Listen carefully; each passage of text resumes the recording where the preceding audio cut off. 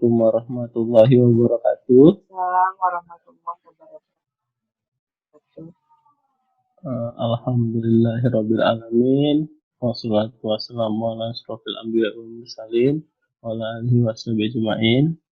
Asyhadu an la ilaha illallah, asyhadu anna Muhammadar Rasulullah.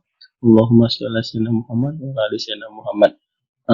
Ini yang saya hormati nih teman-teman saya, sahabat-sahabat saya, guru-guru saya, ini pada hadir semua. Nggak nyangka bisa sampai kemana-mana infonya, bisa sampai ke Unpad, sampai ke Makassar. Padahal awalnya cuma di-share di grup IMS aja, grup Asosiasi Indonesian Mathematics Educator. Dan ini kegiatan ini juga di apa ya, di latar belakangnya itu sebenarnya akibat ini keluhan dari teman-teman lah yang saat ini lagi pada S3 itu pada curhat. Kebetulan kita tuh punya grup isinya paling cuma 6-7 orang gitu. Kebetulan orangnya ada di sini. Tadi saya lihat ada Pak Irfan, ada Pak Wahyu, itu sesama editor jurnal pendidikan matematika di Indonesia. Jadi suka sharing cerita gitu kalau misalnya ada yang tiba-tiba lagi S3 kan, terus disuruh publish di jurnal ini, awalnya katanya nggak bayar, tiba-tiba bayar sekian $100 gitu, terus ada yang juga keterima, sudah seneng, ternyata jurnalnya jurnal abal-abal gitu atau tidak terindeks oleh Scopus gitu dan lain sebagainya. Jadi atas dasar itulah kayaknya nih perlu adanya edukasi gitu ke teman-teman yang khususnya lagi S3 atau mungkin, tapi kalau saya bilang yang lagi S3 nih kayaknya rata-rata udah dokter semua nih, ada dokter Anderson ini dari Ambon, ada Pak Barula, ada dokter Rina dari saya ada masih S3, masih teman-temannya. sekolah. Jadi, waduh kok jadi kemana-mana jadinya ini. Mudah-mudahan lah dengan ini biar ajang pembelajaran juga bagi teman-teman semuanya. Nanti kalau apa namanya ada informasi-informasi yang mungkin belum benar, nanti mungkin teman-teman bisa mengklarifikasi dan lain sebagainya. Itu latar belakangnya awalnya seperti itu, gara-gara keluhan dari teman-teman sendiri, khususnya di bidang kita ya, pendidikan matematika ya, karena ruang lingkup saya di bidang itu yang latar belakang pertama. Jadi oleh karena itu, sesuai, nggak tahu dapat info dari mana, tapi kalau dari bukan iklan ya, sebaran yang kita buat di grup itu, intinya sih tema itu ya luruskan niat gitu, luruskan niat untuk publikasi itu seperti apa. Karena insya Allah kalau niatnya udah lurus itu mudah-mudahan lainnya itu bagus.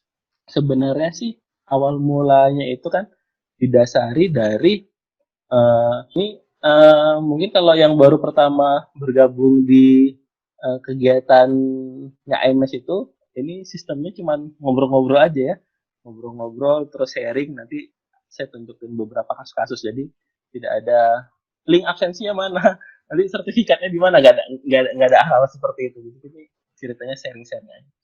Jadi kalau saya lihat itu awal mulanya kenapa teman-teman itu ke Scopus itu kan gara-gara ini ya, gara-gara aturan dari Ristek Dikti kan ya, Ristek Dikti yang surat edaran itu yang kalau S2 itu wajib ke apa?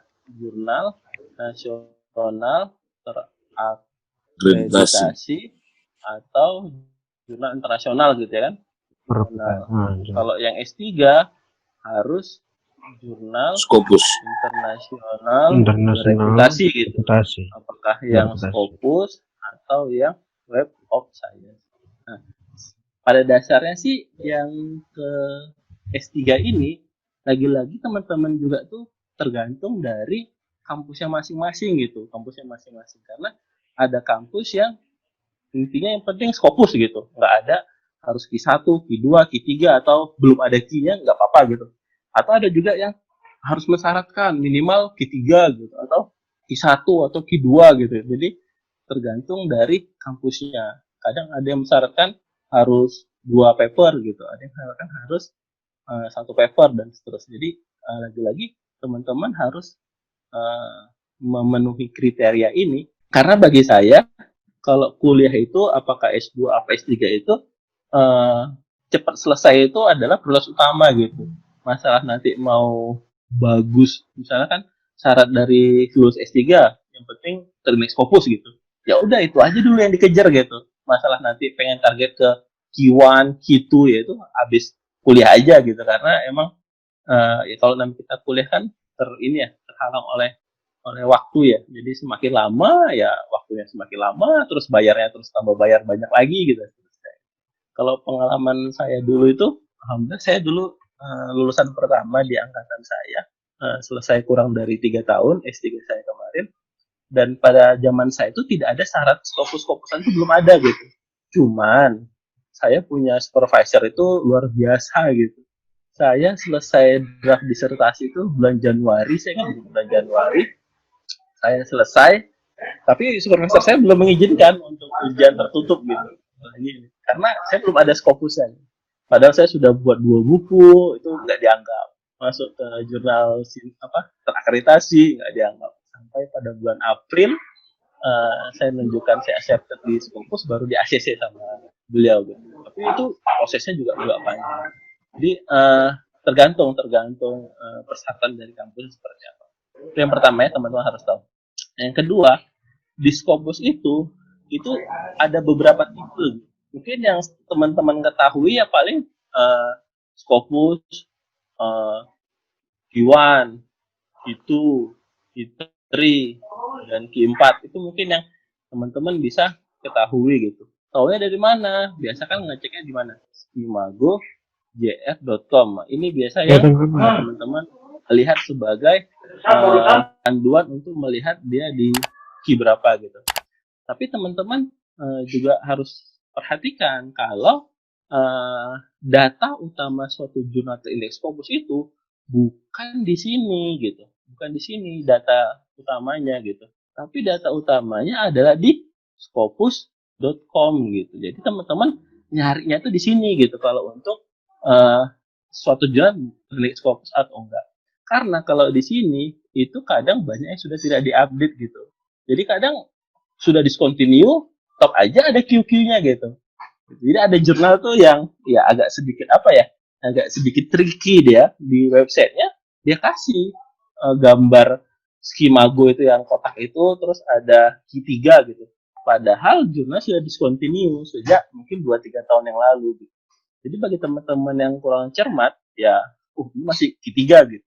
Tapi setelah terbit, loh, kok nggak masuk-masuk ke profil jurnal saya gitu. Tapi ternyata jurnalnya sudah tidak terindeks lagi di Scopus. Jadi teman-teman yang dicari itu di sini di scopus.com, bukan di Skimago. Skimago itu hanya untuk mengklarifikasi si jurnal itu masuk di Q1, Q2, Q3, dan Q4. Karena yang ngeluarin QQ ini si Skimago JR gitu, berdasarkan data dari scopus.com. Terus mana yang paling update? Yang paling update ada yang scopus.com. Karena ini yang dipakai. Ya, teman-teman cari di sini. Itu yang pertama. Selanjutnya, suatu jurnal ketika mau masuk ke scopus.com ini, punya profil di Scopus ini, maka enggak simsalabim gitu. Jadi tahapan pertama, si jurnal itu harus suggest dulu.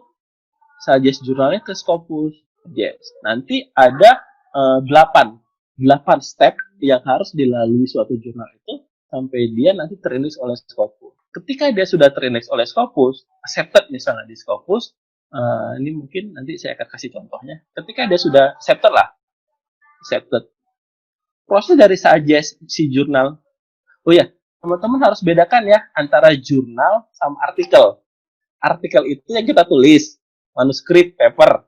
Nah, kalau jurnal ini adalah tempat kita publikasinya gitu. Oke, yang terindeks Scopus itu bukan artikelnya, tapi jurnalnya.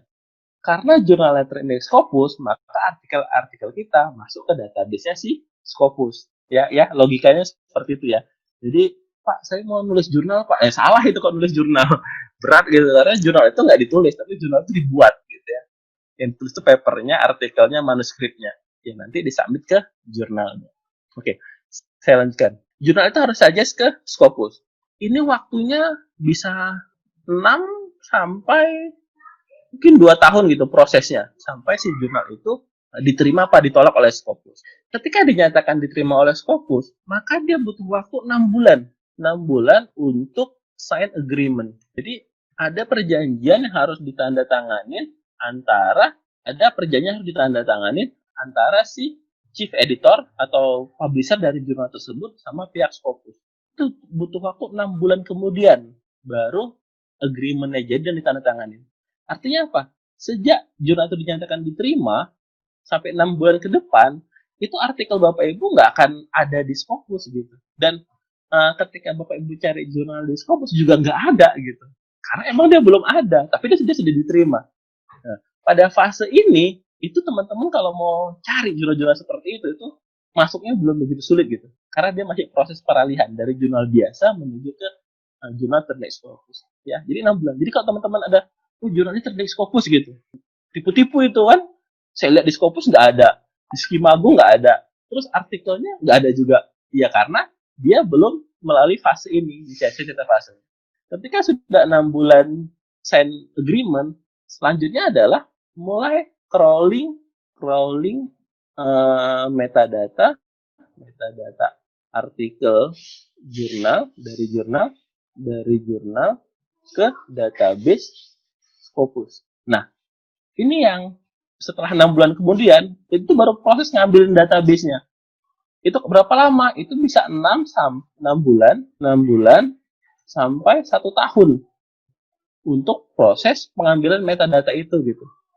Nah, di sini teman-teman juga belum bisa mengecek jurnal itu ada di scopus.com atau tidak gitu.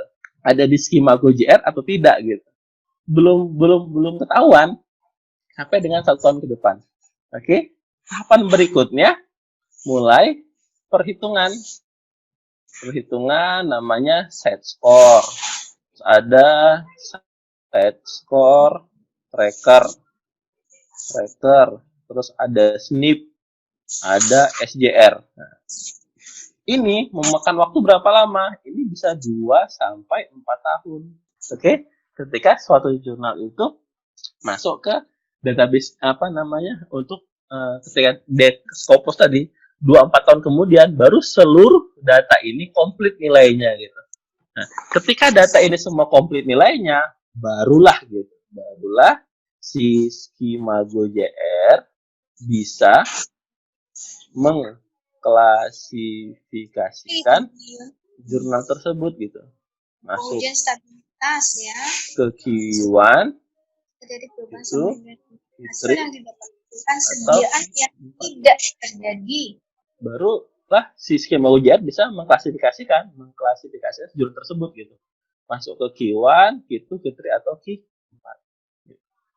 Bayang ya. Jadi suatu jurnal itu dari sejak dia dinyatakan diterima, accepted, sampai dia muncul QQ-nya itu lebih kurang ya bisa ya 2 sampai 4 tahun kemudian gitu. Jadi bayangkan. Jadi teman-teman harus jadi bisa dikatakan itu suatu jurnal ketika dia udah accepted di Scopus sampai dengan dia masuk QQ-nya itu ya mungkin 2 sampai 4 tahun gitu. Waktu yang dibutuhkan gitu. Dalam prosesnya itu nanti sekitar 1 tahunan kemudian baru masuk di Skimago dan sebagainya. Ini kalau teman-teman saya ambil contoh, ini masih fresh banget. Salah satu rekan saya itu alhamdulillah jurnalnya baru IJPH ini baru terindeks Scopus kemarin, masih fresh dan langsung masuk Sinta 1 saya jurnalnya. Awalnya Sinta 2, langsung ada dirubah Sinta. Ini baru banget nih.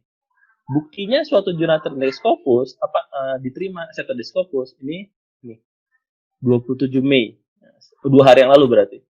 Ini dengan adanya statement ini, teman-teman sudah incer aja jurnal ini gitu, submit aja ke sini gitu.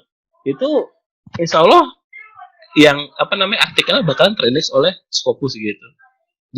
Tapi tadi nggak sebentar. Ini karena 2020, paling tidak 2023 mungkin baru artikelnya, baru jurnal ini baru ada di Skimago JR. Baru tahu QQ-nya berapa gitu. Kebayang ya. Jadi jurnal itu prosesnya panjang gitu untuk sampai dia terindeks masuk QQ-nya. Jadi teman-teman bisa bisa bayangkan berapa lama si pengelola jurnal itu harus istilahnya berdarah-darah gitu sampai jurnalnya memiliki status di Q1, Q2, Q3, Q4 dan lain sebagainya gitu ya.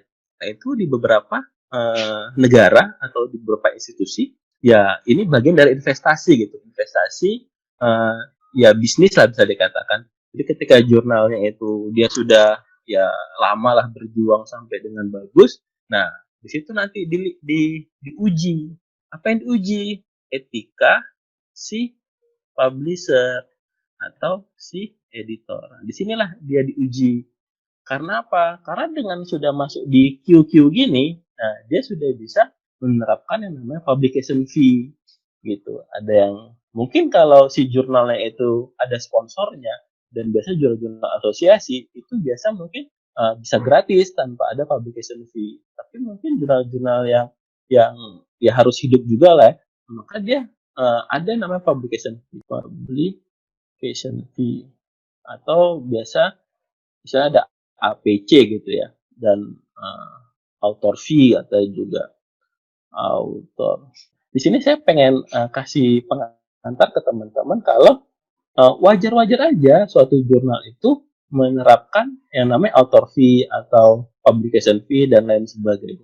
Karena apa? Proses dia untuk menjaga suatu jurnal bagus gitu sampai dia masih keterima.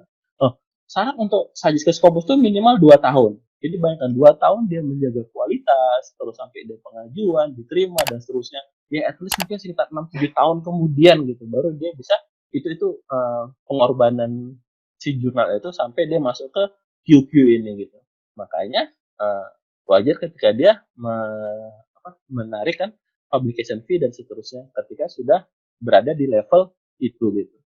Langkah selanjutnya ada dua tipe dari jurnal. Ada dua tipe bisnis istilahnya. Tipe bisnis dari jurnal. Ada yang menerapkan yang namanya close access. Close access. Nah, di sini itu author itu free, tapi reader itu bayar gitu. Itu bedanya. Artikel teman-teman itu nggak bisa di-download sembarangan gitu. Dan yang bisa mau baca itu harus bayar dulu dan biasanya itu institusi gitu yang berlangganan dan seterusnya. Kita sebagai author nggak bayar gitu. Kekurangannya apa? Biasanya kalau artikelnya di close access, teman-teman yang mau ngajuin kepangkatan atau itu biasa kadang masalah gitu. Karena kan Indonesia jarang ada kampus yang punya langganan, jadi nggak bisa mendownload paper. Terus yang kedua, biasanya citasinya akan rendah gitu karena orang mau mengaksesnya agak sulit gitu. Terus yang kedua, di era open access, disinilah si si apa namanya jurnal itu keuntungan dari pembaca gitu. Kalau yang tipenya yang close access. Tapi ketika tipenya open access, nah di sini kan eh, publisher atau jurnal untungnya dari mana gitu kan mereka juga butuh hidup gitu ya untuk bayar domain dan lain sebagainya kan butuh hidup juga. Yang dilakukan adalah autornya yang bayar, autornya yang bayar gitu. Tapi readernya free gitu. Jadi bisa di-download secara bebas gitu untuk tipe jurnal yang kedua yang tipe open access ini. Jadi autor yang bayar. Bayarnya berapa? Ya tadi tergantung gitu. Kalau masih logis dan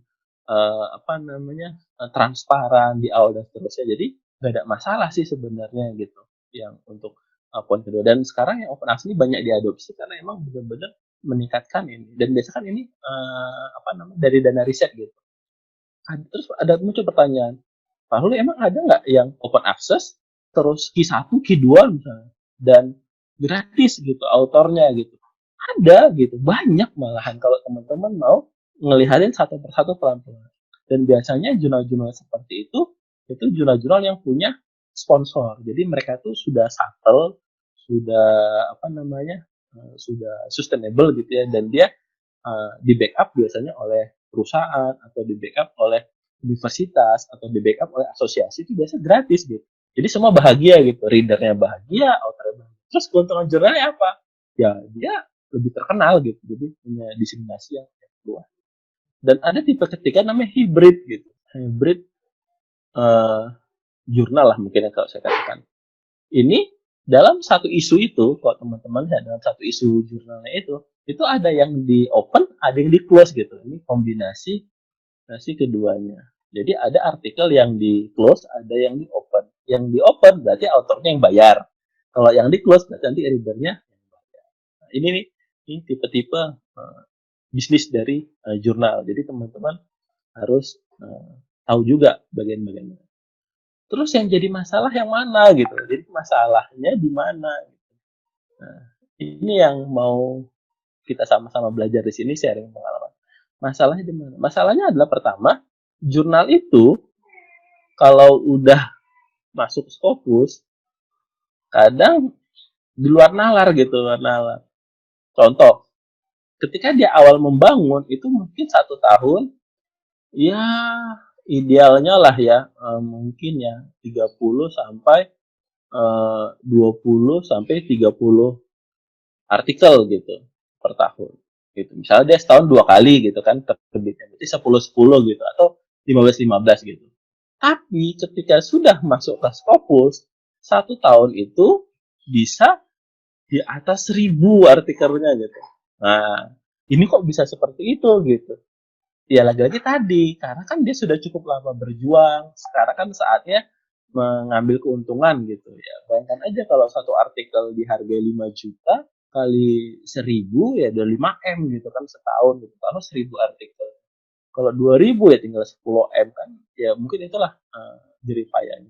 Dan ya kalau itu jadi bisnis ya wajar-wajar aja gitu karena emang dia niatnya ke arah sana gitu. Tapi perlu diketahui untuk jurnal-jurnal seperti ini tuh biasa waktunya nggak lama gitu. Karena si Scopus sendiri juga akan mendiagnosa kok ada anomali-anomali jurnal gitu. Ini kok dulu kecil sekarang kok tiba-tiba membludak dengan sangat tinggi gitu. Ada apa gitu. Akhirnya direevaluasi gitu. Dan hasilnya apa ya? Discontinue gitu. Jadi kalau teman-teman lihat ada jurnal yang discontinue terus yang di cancel itu rata-rata gara-gara melakukan namanya melanggar publication ethic gitu, etika publikasi dari jurnal tersebut gitu. Makanya dia di reject. Jadi teman-teman itu ya bisa melihat jurnal-jurnal yang seperti ini. Terus masalah kedua adalah di website tertulis free gitu. Supaya teman-teman tuh bisa cek di websitenya itu berbayar atau enggak gitu. Kalau berbayar ya teman-teman lihat sanggup nggak bayarnya gitu. Kalau nggak sanggup ya jangan dilanjutkan gitu. Tapi kalau sanggup ya why not gitu. Free atau berbayar, tapi ketika sudah diterima malah diminta bayaran gitu. Itu yang saya nggak terima sih di situ. Kok di website free tiba-tiba ketika sudah accepted kok diminta bayaran gitu. Malah yang baru-baru tuh diminta ada teman tuh diminta 750 dolar gitu. Itu kan hampir 11 jutaan gitu tuh. Waduh uang semua gitu. Padahal saya dulu publishannya gratis gitu. Dan saya coba cek di websitenya nggak mungkin semahal itu gitu. Untuk jurnal cuma Q4 bayarnya semahal itu. Pas saya cek di websitenya tertulis tuh 350 US gitu, 350 dolar dan boleh minta diskon kalau emang tidak sanggup. Tapi malah ini diminta 750 itu kan itu yang saya bilang tadi tidak wajar gitu. Yang hal seperti itu yang teman-teman kalau bisa ya jangan iya aja gitu. Tapi Pak Rudi sudah pada bayar kok. Saya tuh kayak dalam hati tuh, aduh kok begitu gitu ya. Apa ya? Ya walaupun bukan saya yang mengalami, tapi kayak nggak ikhlas gitu bayar uang sebanyak itu hanya untuk publish di jurnal yang iya biasa gitu loh itu yang kadang nggak terimanya di situ. Tapi kadang-kadang juga teman-teman ini agak aneh gitu. Ketika sudah melakukan baru laporan gitu. Mau gimana lagi? Terus gimana? Udah transfer? Udah Pak. Ya udah kalau udah transfer udah selesai lah. Kalau belum ditransfer ya kita kan masih mungkin bisa melakukan berapa kebijakan-kebijakan mungkin yang nanti mungkin saya akan share ke teman-teman bagaimana strategi. Oke, itu yang kedua. Yang tertulis ini tentang masalah pembayarannya. Itu yang saya rasa etikanya itu yang tidak baik gitu. Dan ya mungkin bagi sebagian pengelola jurnal itu kan, mengelola jurnal itu kan profesionalisme ya. Jadi bagaimana dia ini apa namanya eh, mendefinisikan keilmuannya, dan ada suatu prestisius ketika dia bisa sebagai editor atau reviewer di jurnal tersebut gitu. Tapi ada juga teman pengelola jurnal lain itu emang itu jadikan bisnis gitu. Dia tidak peduli etika itu, yang penting dapat uang banyak. Masalah nanti jurnalnya discontinue di Scopus atau di reject, ya enggak apa-apa, tutup aja, buat lagi gitu, karena emang niat dia untuk berbisnis tadi itu gitu ya. Terus yang ketiga, yang tambah selanjutnya yang masalahnya adalah tanpa adanya proses review, langsung terima, bayar, dan publish gitu. Nah ini yang mungkin bagi saya sih, iya, ya gimana ya?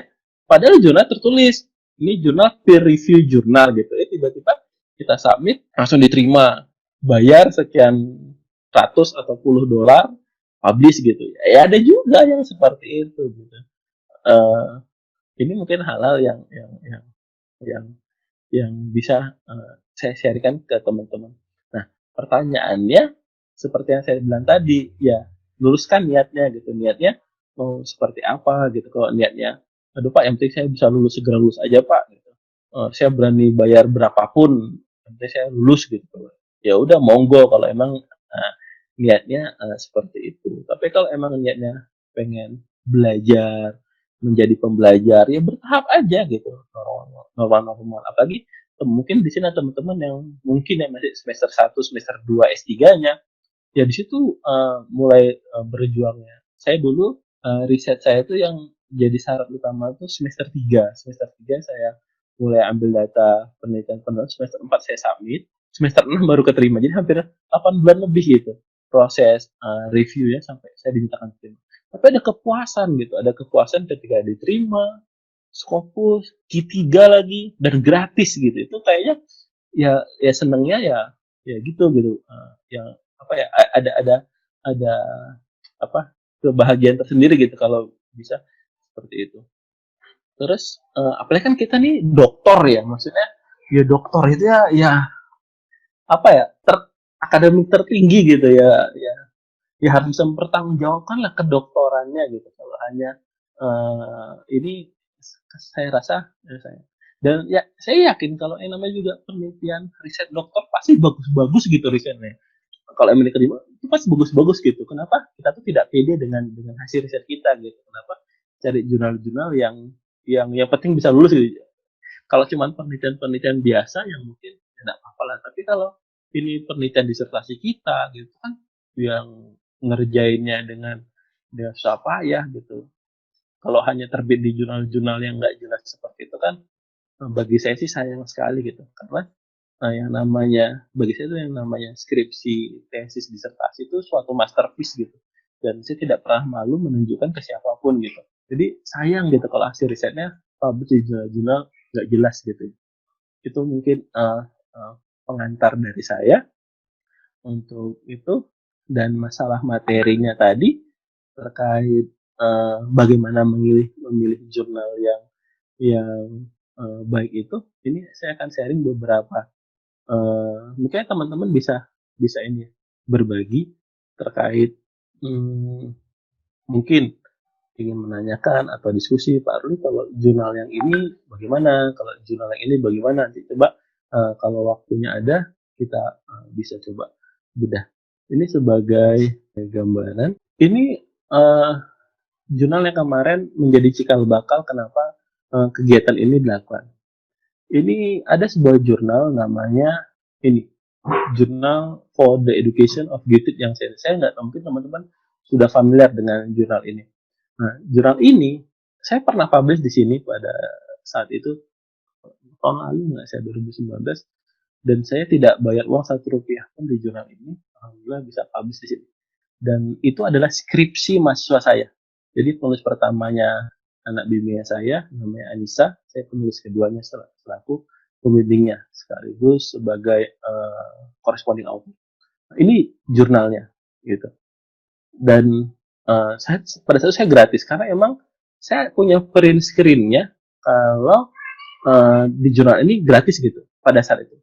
Tapi mungkin setelah itu si penulis si pengelola jurnal sadar mungkin kalau aduh, iya juga kalau saya gratiskan kan bisa gawat gitu ya. Terus yang kedua, jurnal ini kurang fair gitu. Kurang fair kenapa? Kalau emang dia berbayar, harusnya dia tulis dong di sini. Misalnya publication fee atau artikel processing charge. Ini tidak ada gitu. Jadi kita harus benar-benar mencarinya gitu. Nah, ternyata dia itu ada kutip ya, disembunyikan di author guideline. Kalau author guidelines-nya teman-teman lihat, oke, okay, author guideline yang teman-teman lihat, oke, okay, atau bisa dilihat, ini teman-teman tidak akan menemukan mana bagian author fee itu tidak ditemukan gitu. Karena emang dia tidak membuat sub judul khusus terkait dengan author fee gitu. Dan ini kan panjang sekali gitu. Bagaimana? Ternyata dia disembunyikan di ini copyright. Dan itu hanya di bagian sini. Artikel review process fee for the author itu 350 US dollar. Kelihatan ya? Oke. Okay. Dan si JJS dapat memberikan diskon terhadap fee tersebut untuk beberapa artikel gitu. Untuk manage fee publication process. Nah, ini Februari 2020 gitu. Segini ya. Oke. Okay. Terus ternyata ini saya tunjukin screen-nya. Saya tunjukin. Ternyata salah satu teman saya itu share. Ini kelihatan. Dia baru diterima di jurnal tersebut dan tidak pakai nama ya. Ini salah satu juga yang kurang baik juga nih. Dia author, berarti kan banyak gitu. Siapa nggak tahu. Disuruh bayar $750 gitu. Kan gila ini kalau saya, ini uang semua gitu. Besar sekali gitu. Tapi masalahnya ada yang sudah bayar baru ngomong gitu. Itu kan iya 11 juta gitu. 11 juta hanya untuk jurnal yang kalau nggak salah dia tuh Q4 kalau saya nggak salah gitu. Iya sayang gitu. Terus ada juga saya tunjukin ini saya cari di mana author fee. Kok dulu kan saya gratis ya. Ternyata sekarang sudah tertulis 350. Saya bilang ya udah coba aja lah di apa di email balas, jangan mau lah dibayar segitu. Kan ya bagi saya itu uang yang banyak gitu ya. Gak tahu kalau bagi teman-teman gitu, bagus disedekahin aja uang segitu gitu. Dan dia cuma Q4 gitu loh. Kalau tadi dia Q1 terbitan Springer atau Elsevier atau Index Web of Science Core Collection, mungkin saya sih juga agak ikhlas gitu ya. Uang sebanyak itu nih Q4 bayarnya 11 juta gitu. Astaga, ya itu uang semua gitu. Itu yang saya baru. Ya hati-hati. Terus emang bagaimana sih progres jurnal ini gitu? Ini saya tunjukkan di sini. Kita bisa cek di scopus.com seperti yang saya bilang tadi. Teman-teman paradigmanya yang dibuat scopus.com ya, bukan di Skimago, karena kalau di Skimago itu hanya melihat QQ-nya saja. Di sini dilihat. Di jurnal ini, teman-teman lihat di Scopus Content Coverage, ini diklik, teman-teman akan lihat ini history jurnalnya. Awal-awal ketika dia belum terlist oleh Scopus, dia itu dokumennya 11, 9, 20. Ketika dia sudah terindeks Scopus, 80 ini udah agak banyak lah, tapi ya ya masih ya lumayan lah gitu. 2020 masih bulan Mei itu sudah 32. Saya predik ini kayaknya kalau di akhir 2020 ini bisa sampai 100-an dokumen ini gitu.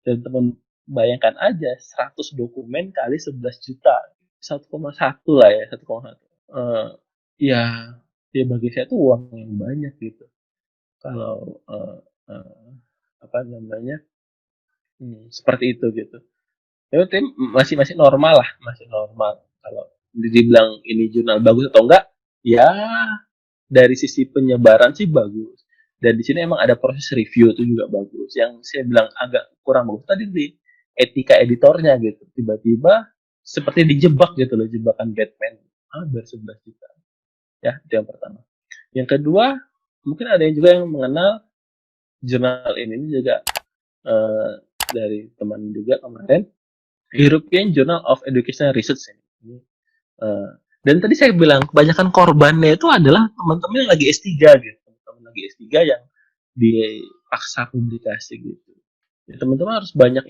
banyak sharing-sharing sama teman-teman. Nih, ini juga di sininya itu tidak ada statement publication fee, nggak ada. Terus juga ketika apa namanya cek instruction for author gitu, saya coba klik, saya cari mana ada author fee nggak ya gitu. Ternyata dia cuma ngomong kayak gini doang gitu, tidak ada spesifik kata-katanya gitu, nggak ada spesifik kata-katanya. Tapi ketika teman-teman submit ke jurnal ini, teman-teman harus mengiyakan, ini saya tunjukin contoh teman yang iseng-iseng sana, harus mengiyakan kalau keterima nanti bayarnya itu $500. $500 itu ya ya sekitar 7-8 jutaan lah gitu ya. Ya nggak sih, 15, 7,5, iya sekitar 7-8 juta gitu. Bayangin, 7-8 juta ke jurnal ini. Dan ini kan tadi saya bilang jebakan kan, gitu. Jebakan ketika kita mau publish gitu. Kita harus agree gitu ya. Dan ini kan panjang, kita harus agree gitu. Bahwa bayar segini gitu. Kalau tadi saya bilang kalau ini jurnalnya bagus dan artinya Q1 gitu. Mungkin bayar segitu ya masih agak dipertimbangkan gitu. Baru jurnal baru Trendex Scopus 2018 tiba-tiba bayarnya sudah semahal itu gitu. Nah itu yang aduh kok saya sih kayak nggak ikhlas gitu. Terus teman-teman lihat Scopus content coverage-nya ini sudah mulai agak nggak normal ini. 88 ketika baru 104 peningkatan 20, sekarang sudah 66 di 2020 yang masih sekarang bulan Mei mau Juni gitu. Bisa-bisa nanti ini di akhir tahun bisa 200-an mungkin. Ya, kalikan aja 200-an kali tadi berapa tadi? Apa? 8 juta misalnya. Ya 1,6 M ya lumayan. Ya, jadi bagi saya tadi jurnal baru bayar segitu mahal tuh kayaknya kayak nggak ikhlas gitu ya. Sayang gitu. Tapi tadi lagi-lagi saya bilang ke teman-teman, ya tergantung gitu, kalau teman-teman punya dana yang banyak ya monggo silahkan. Kalau saya dengan dana sebanyak itu bagus cari jurnal yang top sekalian gitu, punyanya Springer atau Elsevier emang lebih reputable gitu. Ya itu ya. Ini ada lagi nih, ini juga lagi booming. Ini ada kemarin yang diskusi juga. Jurnal ini, Journal of Psychological Rehabilitation. Dari judulnya aja tentang rehabilitasi lah gitu, psikologi gitu. Tapi teman-teman kalau lihat artikel-artikel yang diterbitkan itu aneh-aneh gitu judulnya, itu entah kemana-mana gitu kan. Dan saya cek di sini lagi-lagi nggak ada ya, nggak ada tulisan publication fee itu nggak ada gitu. Terus di instruction for author saya cari juga nggak ada gitu bagian berapa sih bayarnya gitu. Dan ini jurnalnya Q4 gitu. Terus saya cari di bagian about gitu juga nggak ada gitu. Tapi katanya nih bayarnya juga di atas 5 juta katanya bagi teman yang sudah pernah publish ini gitu. Berapa ya? 5 apa 6 juta gitu. Berarti teman-teman mungkin yang pernah publish ini bisa sharing lah berapa bayar di sini. Dan lagi-lagi saya bilang tadi kan nggak fair gitu. Kalau emang dia mau bayar, ya tidak masalah, tulis aja di sini gitu. Jadi kan kita tahu, bukan ketika sudah diterima baru tiba-tiba ditodong gitu. Gitu. Itu yang mungkin. Dan kalau teman-teman lihat jurnal ini, kelihatan kan dia udah berapa kali di 9 sampai 11 terus dia didepak sama Scopus. 2012, 13 mungkin dia tobat lagi, di sini mulai lagi. Tapi teman-teman lihat nih historinya. 2020 dia ada 4.000. Bayangkan gitu. Ketika dia tobat nih 12, 17, 25, di sini udah masuk lagi kan? Mulai gila lagi 58. Belum punya masa kan? Di sini cek udah 634. 2020 udah 4.000 gitu. Kalau kayak gini mah waktunya nggak lama lagi nih. Mungkin nggak sampai akhir tahun udah didepak mungkin ya. Hipotesa saya mungkin nggak sampai akhir tahun sudah didepak di jurnal gitu dari Scopus gitu. Karena ya tadi malah praktek tadi gitu. Malah praktek. Judulnya kadang nggak sesuai gitu. Ini kok tiba-tiba ngomongin misalnya ngomongin teknik lah, ngomongin pendidikan matematika misalnya, nggak ada hubungan sama medicine, psikologi, yang nursing, yang ini bukan subjek areanya gitu. Nggak nyambung gitu misalnya. Jual-jual seperti ini ya hati-hati lah, hati-hati. Terus ini saya kasih contoh lagi. Ini jurnal lagi booming juga nih, Universal Journal of Educational Research. Ini dia agak jujur, dia tulis nih artikel processing charge. Ini agak bagus lah. Kita lihat hasil processing charge-nya, berapa dia bayarnya. Nah, 290 US dollar. 290 US dollar. Nah, teman-teman tinggal cek aja kantongnya. Dengan budget segini, bisa nggak gitu. Jadi, ini fair gitu. Dia bayar sekian, kalau emang kita mau, silakan, nggak mau, nggak apa-apa gitu. Tapi kalau ketika saya lihat di Scopus, ini juga jurnal baru, SJR-nya belum ada, set score-nya belum ada, SNP-nya belum ada. Dia baru punya set score tracker. Jadi 2018. Ini seperti saya bilang tadi, berarti dia lebih kurang 2 tahun lagi gitu. Atau 2-3 tahun lagi baru bisa masuk ke skema goal. Sehingga kita tahu dia QQ berapa gitu. Untuk ukuran jurnal baru, bayarnya segini, ini ya 4-5 juta lah. Dengan jurnal baru, kalau saya sih tidak terlalu prefer gitu. Ketika cek di status Scopus Content Coverage-nya, nah, memang dia jurnalnya cari keuntungan gitu. Per tahunnya dia banyak-banyak sekali emang ininya gitu. 2019 aja udah 413. 2020 ini masih bulan Mei tadi udah 300-an gitu. Prediksi saya mungkin di akhir tahun bisa 1000 gitu. Jadi ya teman-teman tinggal pilihlah kalau emang merasa uangnya cukup dan prefer dengan jurnal seperti ini ya monggo. Kalau saya sih tidak terlalu merekomendasikan. Ini juga lagi naik daun. Apalagi ini udah Q3 gitu. Wah, udah jadi primadona nih, udah Q3. Terus katanya masuknya juga tidak terlalu saya belum pernah tidak terlalu sulit gitu. Terus dan ini katanya bayarnya juga lumayan gitu. Di atas 5 jutaan kayaknya. Tapi saya cek lagi-lagi tidak ada informasi terkait dengan publication fee-nya gitu. Tidak tertulis gitu. Publication fee-nya di mana gitu. Jadi tidak terang-terangan, tidak seperti yang pertama tadi gitu. Dan kalau teman-teman lihat di sini coverage-nya bayangin. Awal-awal dulu ketika baru terjadi Scopus ini masih normal. 2019 udah 1.400 gitu. 2020 sudah 3.000. Gila ini. Luar biasa ini. Sampai sebanyak ini gitu. Ini kalau udah kayak gini ya tinggal tunggu waktu aja. Tinggal tunggu waktu jurnalnya ya seperti apa gitu.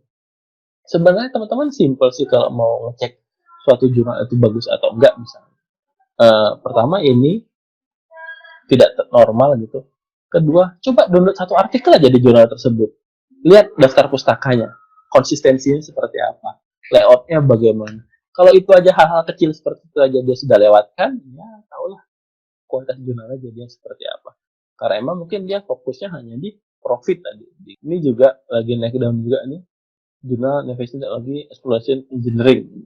Nah, ini kalau saya lihat di informasi ini itu ini terbit tiap bulan Januari Februari kan kalau Mas Ami kesini lumayan nih tiap bulan nambah gitu kalau diterima gitu. Tidak ada tertulis siapa berapa publication fee-nya gitu tidak tertulis. Terus saya cek di ini di frequently asked question gitu karena emang tidak ada tertulis. Saya cek ini banyak sekali kan. Nah terus ada nggak di sini dia tulis kualitas bisa ada penurunan dia tertulis ada di sini tapi tidak spesifik berapa gitu uangnya berapa gitu jadi khawatir nanti kena jebakan Batman lagi gitu tiba-tiba sudah ini terus berapa gitu kan kita nggak tahu dan ketika kita lihat di database-nya itu bayangin 2019 saja sudah 8.300 gitu 2018 254 2020 bagaimana belum ada nih nah, saya curiga jangan-jangan nih siap-siap aja gitu masih proses reevaluasi gitu mungkin mau di depak dari Scopus mungkin ya karena melihat kalau terbitannya aja bulanan sekarang sudah bulan Juni berarti kan sudah ada 6 terbitan gitu ya setidaknya ada 2020-nya sekian terus 8.000 gitu luar biasa bagaimana nih tim editornya yang ngerjain nah ini kira-kira sekelumit contoh-contoh mungkin yang bisa saya sharing kan. Cuma teman-teman bisa kita buka diskusi di grup ya. Sambil sebelum itu dimulai, saya coba baca-baca ini yang dari chatnya dulu ya. Dibagi pengalaman webinar dengan topik kuliah S3 siapa yang bisa lulus tepat waktu. Oh, berarti ini nanti ada webinar sendiri nih. Ini ada yang bertanya pengen dibuat webinar strategi biar lulus S3 tepat waktu. Ya, oh ya sedikit sharing saya itu ketika S3 dulu kan saya S1 saya kan murni di UGM. S2 saya di Unsri. Itu saya cuma belajar RME sama desain riset gitu pada saat metode penelitiannya. Terus ketika S3 di UPI itu kan kebanyakan kan eksperimen ya sama pengembangan. Saya mau pakai penelitian apa, kan saya kan nggak tahu yang lainnya. Jadi pas proposal dulu, kan syarat masuk UPI itu kan ada tes proposal nanti diwawancarai, saya pakai R&D. Tapi karena itu bukan diri saya, ya banyak gugup yang nggak jelas gitu. Di tahun pertama saya coba istiqomah, tapi kayaknya passion saya nggak di situ. Terakhir ya saya rubah, saya pakai desain riset gitu. Ya, alhamdulillah, saya orang pertama di UPI yang disertasinya atau mungkin tesis disertasinya pakai desain riset gitu. Dan ya itu keuntungannya jadi yang pertama. Sekarang udah mulai banyak yang menggunakan. Bagaimana jika masuk jurnal subus tapi masuk juga dalam list? Nah, lagi-lagi kalau masalah predator itu sangat subjektivitasnya tinggi sekali. Kita tidak tahu mana yang benar mana yang enggak. Tapi kalau saya bisa menghasilkan poin-poinnya adalah pertama, selama proses review itu ada sudah bagus bagi saya. Tapi lagi-lagi review ini dalam arti ini dari sisi konten ya, bukan review masalah template ya. Oh, fontnya kurang besar, terus ini kurang i, itu mah typo namanya, bukan review gitu. Selama proses review ada. Karena kalau masalah biaya ya itu tadi saya bilang tergantung orangnya gitu. Kalau mungkin ada yang punya banyak uang ya dia tidak pernah masalah. Masalah Q3, Q4 bagus itu tadi saya bilang. Bagi saya nggak penting Q berapapun gitu. Belum ada skopusnya juga nggak apa-apa gitu. Asalkan proses reviewnya jelas gitu. Ada proses reviewnya, terus syukur-syukur gratis gitu. Kalau saya emang caranya kebanyakan yang gratis gitu. Karena lagi-lagi kan itu cuma skripsi mahasiswa saya. Kalau riset saya pribadi, saya cari yang lebih tinggi lagi. Dan lagi-lagi, alhamdulillah sih, mostly sih kebanyakan nggak bayar gitu. Dan kalau bisa sedikit cerita, alhamdulillah saya sampai dengan hari ini, dengan jumlah publikasi saya di Scopus seperti itu, saya belum pernah keluar uang Rp1 pun gitu untuk seluruh publikasi saya. Makanya kadang kalau teman-teman itu apa ya, satu paper sampai 11 juta itu kayaknya nggak ikhlas gitu, sayangnya nggak ikhlas gitu, sayang uangnya gitu. Bagus buat sedekah. Bagaimana mengetahui jurnal itu predator atau enggak? Seperti saya bilang tadi, ciri-cirinya kalau tidak ada proses review, baru submit, selisih sebulan tiba-tiba sebulan seminggu tiba-tiba accepted dan bayar sekian ratus dolar gitu, itu dipertanyakan lah. Itu pertama. Kedua, teman-teman bisa lihat tadi dari scopus.com tadi, lihat aja Scopus content coverage-nya, terjadi apa ya, peningkatan yang signifikan nggak gitu. Kalau terjadi hal itu ya siap-siap aja gitu untuk apa yang perlu direview untuk montaj jurnal abal-abal ataupun recommended. Nah, kalau saran saya tadi pertama itu kan kalau kita sudah submit lain cerita ya. Sebelum disubmit, pertama adalah cek dulu di Scopusnya ada apa enggak. Terus informasinya lengkap atau enggak. Paling sederhana adalah coba download artikel yang sudah publish. Bagus nggak template-nya? Bagus nggak tata tulisnya? Kalau bagus, insya Allah. Yang juga gratis ya. Kalau cari mana berputasi dan gratis, harus dipantengin satu persatu. Bulgarian Journal of Algae. Ini mungkin coba kita lihat ya. Nah, ini tadi yang minta dilihatin nih, yang Bulgarian Journal. Kalau menurut saya ini jurnal bagus banget nih Pak. SJR-nya tinggi, set score-nya bagus, NIP-nya bagus. Ini lihat juga track record-nya juga normal lah gitu, karena dia sekitaran situ, tidak melonjak sampai ribuan seperti yang tadi. Terus kalau kita lihat set score-nya, kalau di sini seperti ini Q3 ya, Q3 Q2 seperti ini. Coba kita lihat di Skimago, tinggal klik kanan, search Google. Ini jurnalnya dapat, ini di Skimago dapat, kita lihat Dia kayak sih sekitar Q3 Q2 seperti bener kan Q3. Nih, dia skornya Q3, jurnalnya ini. Kemudian juga masuk SC di Web of Science. Ini beberapa artikel yang sudah publish di sana. Kita lihat mungkin about us mungkin ya, atau di guide kita bisa lihat publishernya, referencing indexing, scope, prosedur, bla bla bla. Nah ini publishing testnya 12 euro. 12 euro per standar page, jadi per halaman. Jadi teman-teman perhatikan ya, jadi 12 euro ini per halaman. Ini pajaknya aja ya, untuk publikasinya berapa ya? Masih proses publication masih English, after acceptance masih given review author will notice about the acceptance rejection data, accreditation include the content website, the public and tax. Oh ini dia 200. Nah, ini subscribe biaya berlangganan gitu. Ini ya begini informasinya. Tapi kalau dilihat sepintas nih jurnalnya bagus nih Pak, jurnalnya bagus. Tinggal nanti secara informasi juga tidak ini di sininya juga aman lah gitu. Oh ya, tadi tentang bagaimana cara mencarinya. Ini saya ajarin teman-teman. Pertama, teman-teman klikkan di bagian source ya, buka scopus.com, klik bagian source, terus teman-teman kan belum tahu ya, ini jurnalnya apa gitu yang mau teman-teman cari. Teman-teman bisa cek di subjek areanya ini, nih subjek areanya.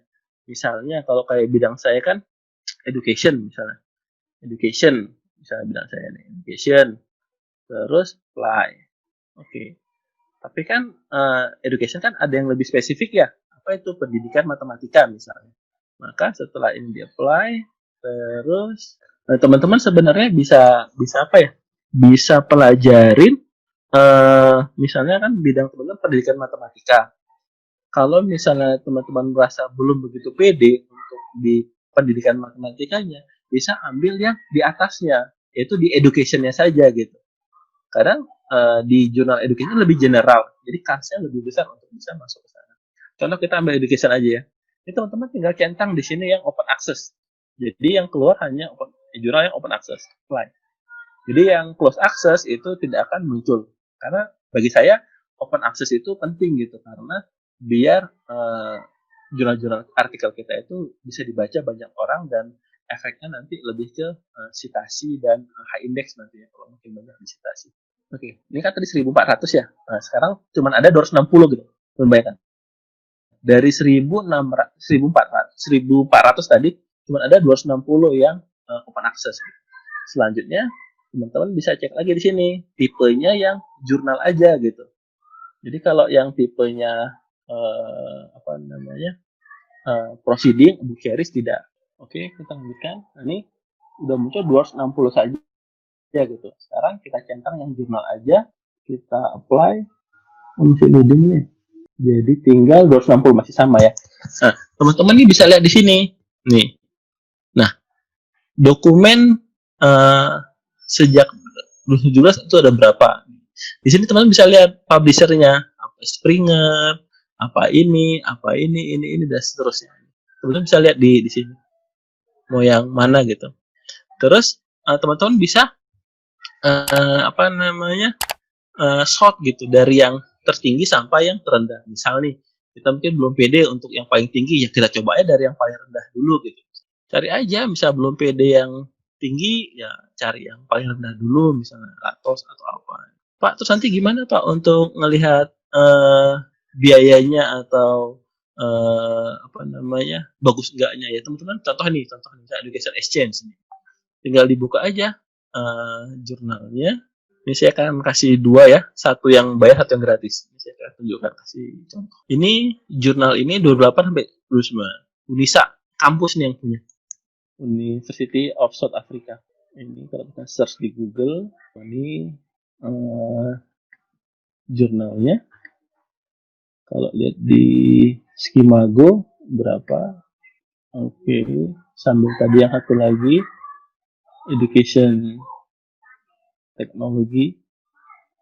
Ini kampus yang punya, publisher kampus. Nah, jadi teman-teman tuh sebenarnya kalau mau cari yang gratis gitu dan itunya tinggi, itu biasa asosiasi atau kampus itu biasanya ya mudah-mudahan dapat yang gratis. Nih, Education Exchange, oh dia langsung tulis di depan nih, artikel processing charge. Jadi ini contoh-contoh jurnal yang fair gitu, terbuka gitu. Kalau emang bayar ya enggak apa-apa bayar gitu. Kita tinggal cek sama kantong kita.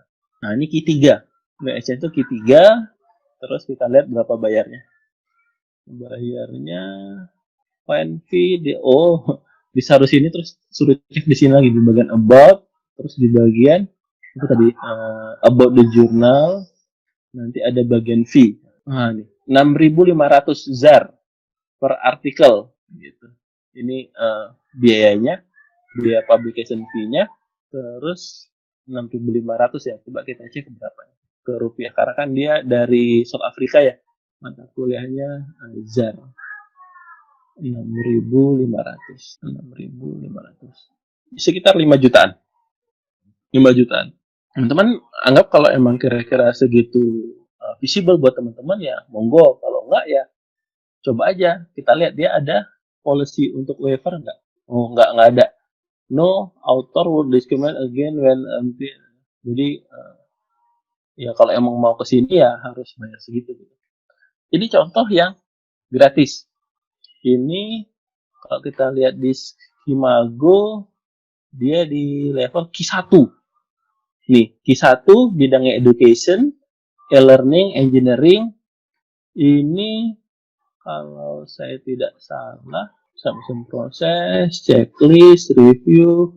There is no charge for publishing in the ATNS journal. Oke, berarti ini gratis.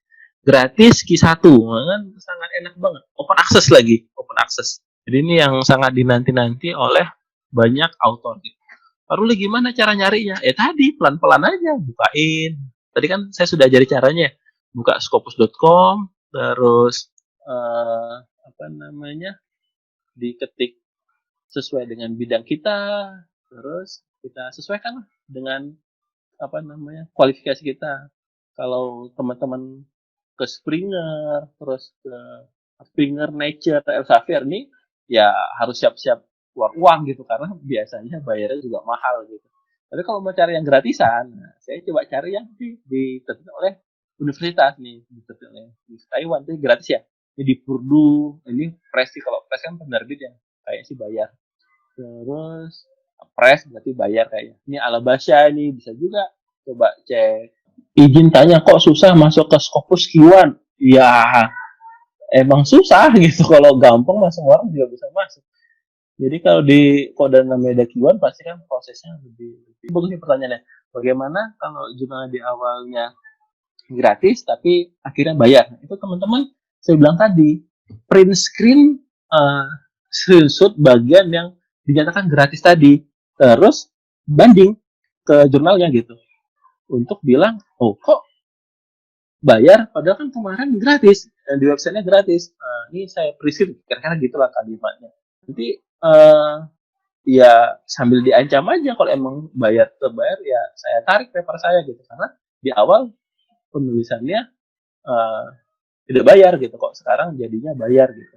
Teman-teman bisa melakukan banding seperti itu gitu, dan alhamdulillah saya 2 kali dimintain bayaran, dan awalnya tertulis gratis, saya nggak bayar ya alhamdulillah, tapi terbit gitu. Share contoh bagaimana saya melakukan banding. Ini jurnal yang tadi JGS sama finishing your publication process, disuruh bayar $100. Sama kan ya Hasan Tortop. Kalau tadi yang baru-baru disuruh bayar 750 ya. Ini saya $100. Belum ada setahun loh ini, lihat nih. Juni 2019, belum ada setahun. Bayangin naiknya sampai $650 gitu. Saya disuruh bayar segini, best regret. Terus saya balas, ini balasan saya. Dari editor ini, wishing you beautiful day, bla bla. Firstly, we would like to say many thanks for your positive email regarding to result of our submission process. Jadi, ya terima kasih sudah paper saya diterima. Selanjutnya, saya bilang, based on the information written on this link, saya kasih linknya, especially in fee and charge. Jelas ya, dulu tuh ada bagian khusus nih. Nah, beda kan sama yang tadi kan nggak ada. Di sini kan nggak ada yang tadi saya tunjukin. We found a sentence like this. We charge authors are not required to pay ini. Ini saya print screen bagian itu. Beda kan sekolah yang tadi kan nggak, dia sangat kayak disembunyikan gitu ya.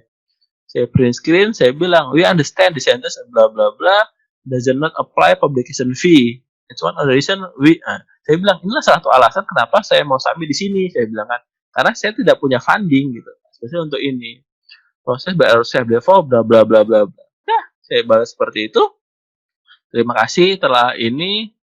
Terus ini balasannya. Dear author, our journal Scopus sejak 2019. Dia alasannya karena dia sudah Scopus, maka dia mengadakan publication, ada APC-nya gitu. Tapi dia lupa katanya untuk menghapus bagian itu. Sekarang malah ditambahin jadi 350 ya.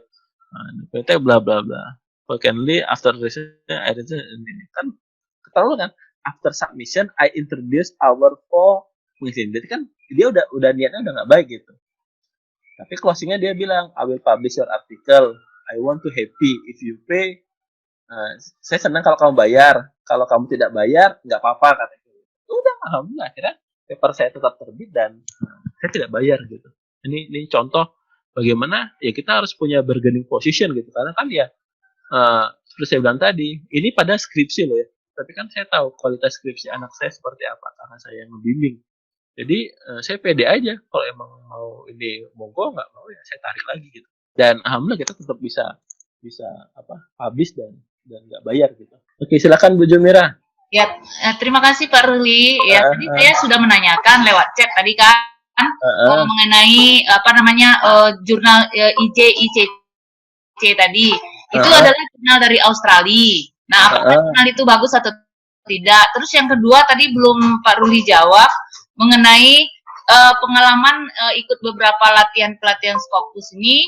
Justru yang mau diterima itu di Scopus yang H-indeksnya antara 5 atau 15 dan SJR-nya nggak terlalu tinggi.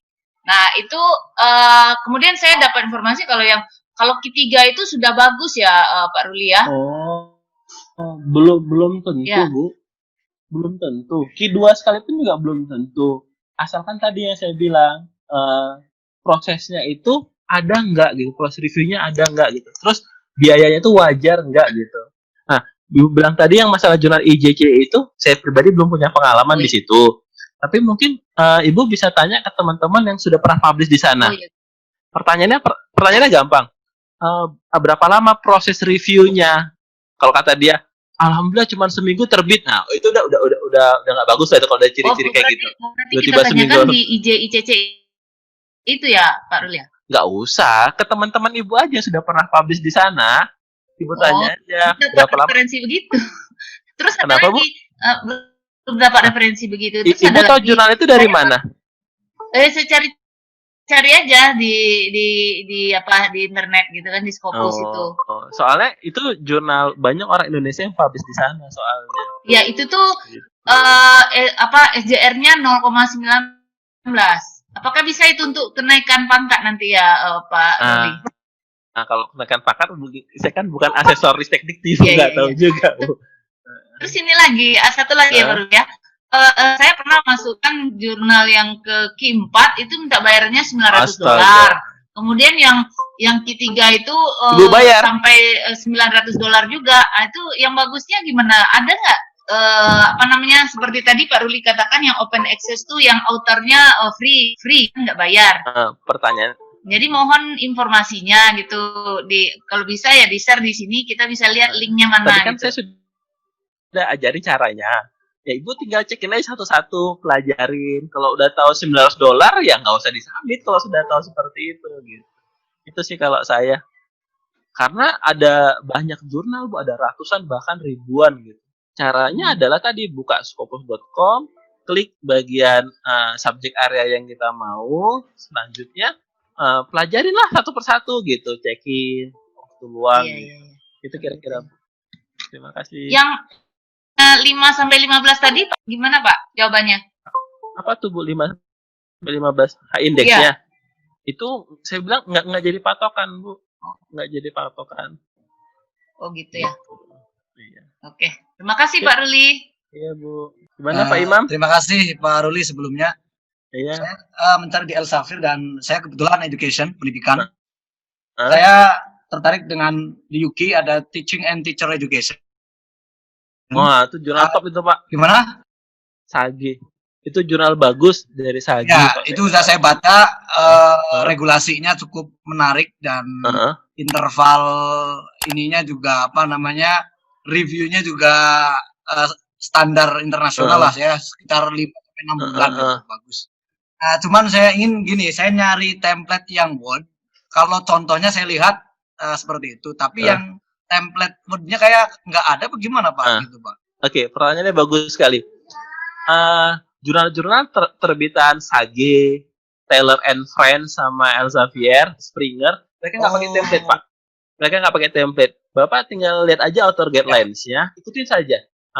Yang diminta biasanya itu style penulisannya. Contoh, ada yang kan IMRAT, Introduction, Method, Result and Discussion, Conclusion.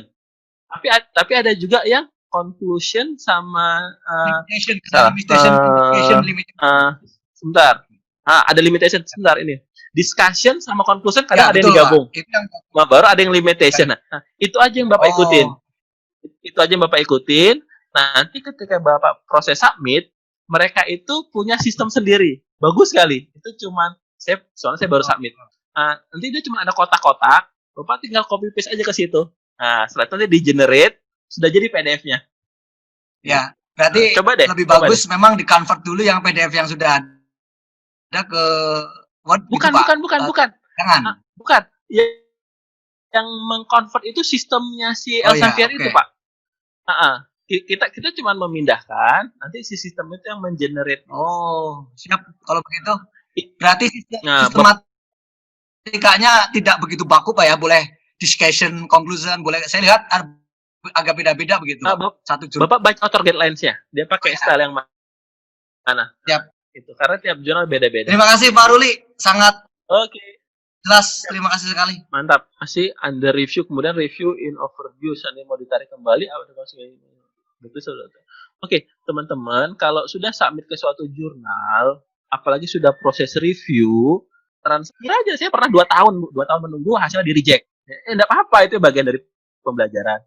Saya pernah 8 bulan menunggu hasilnya di reject juga. Ya enggak apa-apa, itu bagian dari pembelajaran.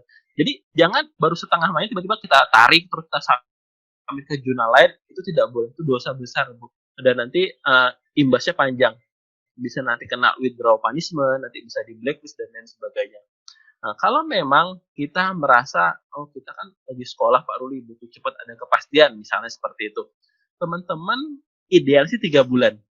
3 bulan nggak ada jawaban, coba email gitu.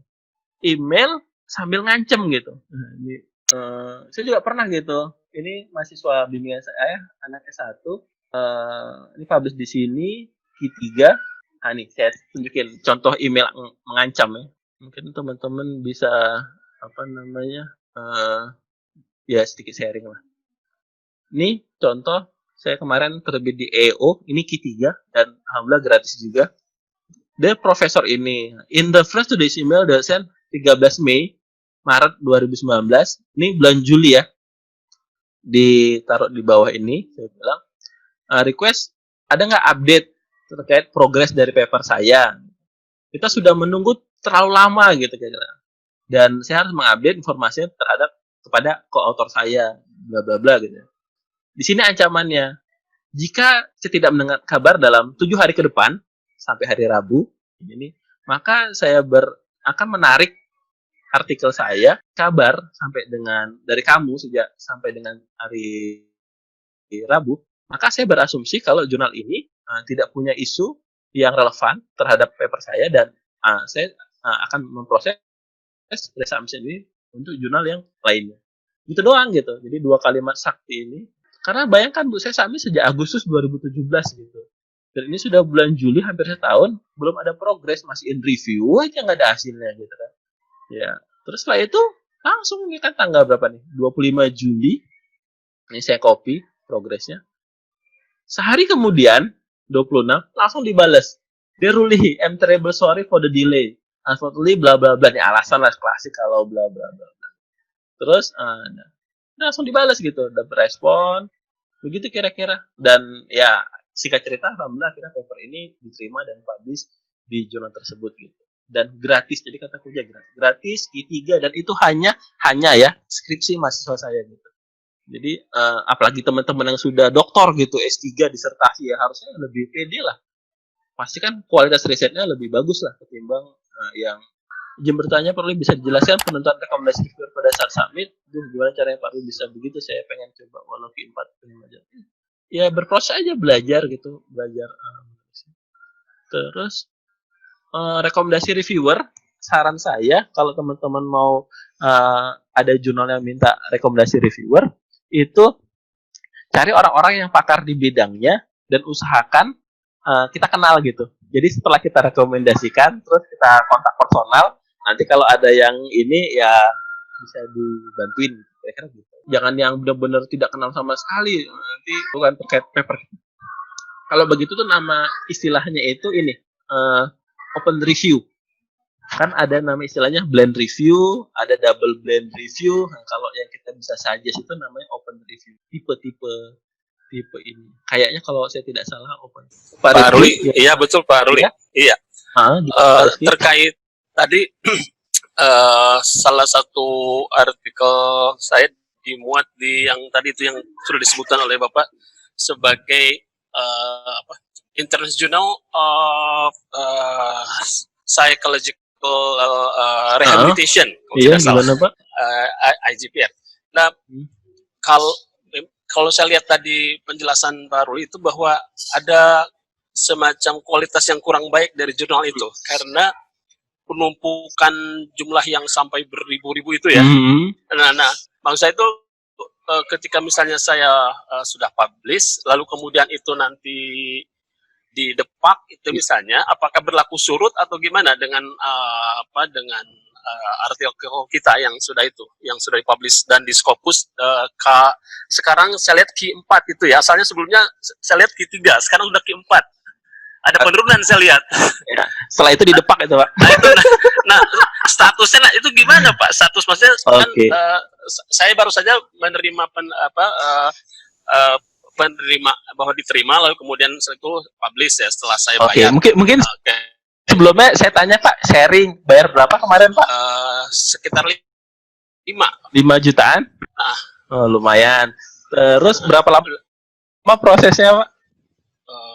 Dari sejak submit sampai di 3 bulan kurang. 3 bulan kurang. Iya. Ada proses review nggak Pak? Nah itu dia saya ya jelas ukuran saya itu cepat gitu. Cepat banget lah, ukurannya cepat banget. Saya sampai nggak duga kemudian tiba-tiba harus segera bayar gitu kan. Berarti nggak ada revisi berarti Pak ya? Diterima tanpa revisi berarti? Revisi ya minimalis ya nggak ada ya. Ada ya? Iya. Untuk syarat lulus Pak ya? Lagi kuliah? Bukan. Pak cuman sudah doktor, sudah selesai. Nah, untuk itu aja. Iya. Iya. Oke.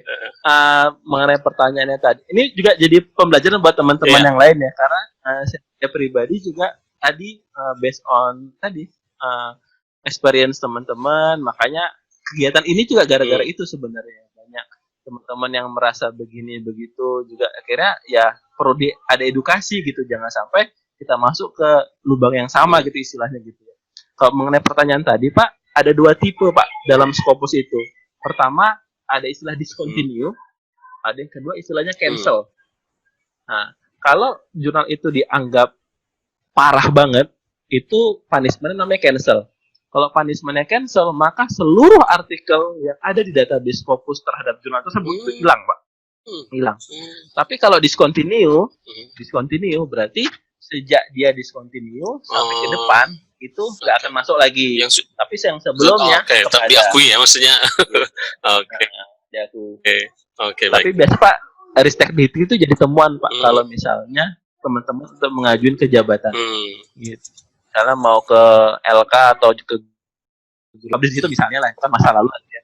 Kalau kan nanti mau ngajuin ke jabatan yang lebih tinggi, nggak usah dipakai aja. Saran. Tapi lagi-lagi itu subjektif ya. Subjektif dalam artian kita nggak tahu kan siapa nanti asesor kita kan, untuk yang asesor untuk apa namanya, untuk Naikkan pangkat. naikkan pangkat kita. Kira-kira gitu Pak Rifki. Oke, baik, terima kasih Pak. Assalamualaikum. Sharing pengalaman Pak. Ya. Gimana Pak? Halo. Ini salam. Gimana Pak Bayu? Pak Ruli. Ada siapa ya Pak? Siapa dulu apa siapa dulu? Ya, ladies first aja ya. Oke. Oke. Ya. Waalaikumsalam Pak. Salam. Saya Bu Sofa dari UBP Karawang Pak. Iya. Gini Pak, saya kebetulan masih kuliah nih Pak. Saya baru semester 2. Tapi tempat kami saya kuliah di BINUS Pak. Setiap semester itu harus publish paper minimal 2. Conference dan jurnal boleh, jurnal dan jurnal boleh gitu Pak. Tadi. Nah semester kemarin saya sudah publish 2 jurnal. 2 artikel maksudnya Bu? 2 artikel ya, 2 artikel. Ke IJRTE Pak, International Journal Reengineering Technology.